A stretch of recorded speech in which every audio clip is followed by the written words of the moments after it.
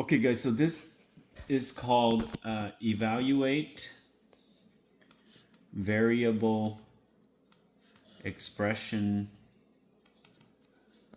with whole numbers. Okay, what does this mean? Okay, that sounds like something very complex, but it's not that complex. All it means is when you have an expression. Okay, so those weird things where we were doing earlier, like c times 6 or 2x plus 3, or just the math that has some letter in there. Those are called variables. Okay, so variables. Those are called expressions. I'm sorry. So those are called expressions. Okay, so like 2x plus b, or like 7c plus 3. Okay, so like that. Those are all called expressions. So evaluate variable expressions with whole numbers.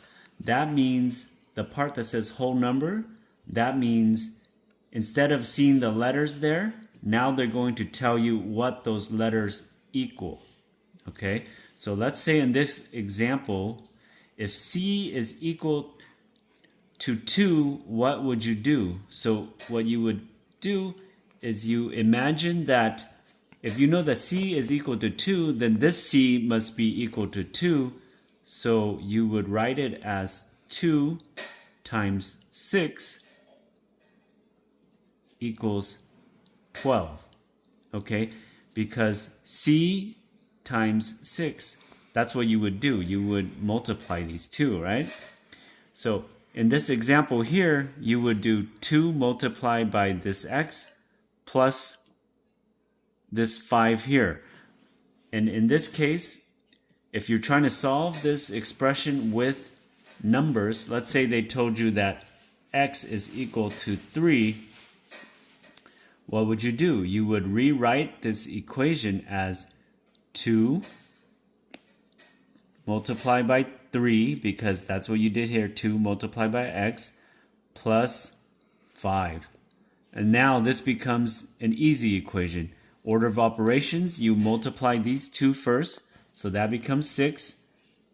Okay, and then you plus the 5 here, this becomes 11. Okay, and that is the answer to this expression if x was equal to 3. So let's continue here. So in this types of expression, what would you do? Earlier we learned that you multiply.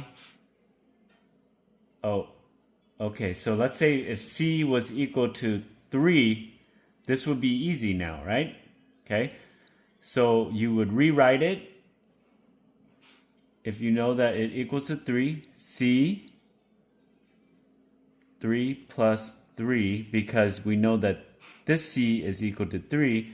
Now we have a standard math problem.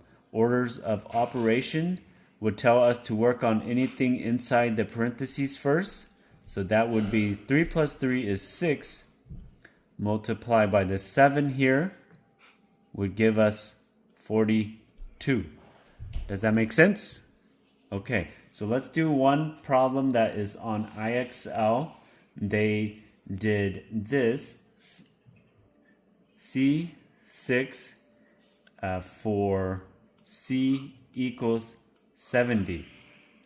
Okay, so if we know that C is equal to 70, the first thing we do is to substitute 70 into this problem here, right? So this becomes 70 multiplied by 6. Okay, so now we have a math problem that we understand. 70 times 6 is, what is it? 70 times 6 is 420. Okay, so let's input that into our IXL. Okay, put that into IXL. Okay, does that make sense? Now let's do this problem here. R minus 303, if R is equal to 683, how would you solve this problem? You would substitute this number to the equation there.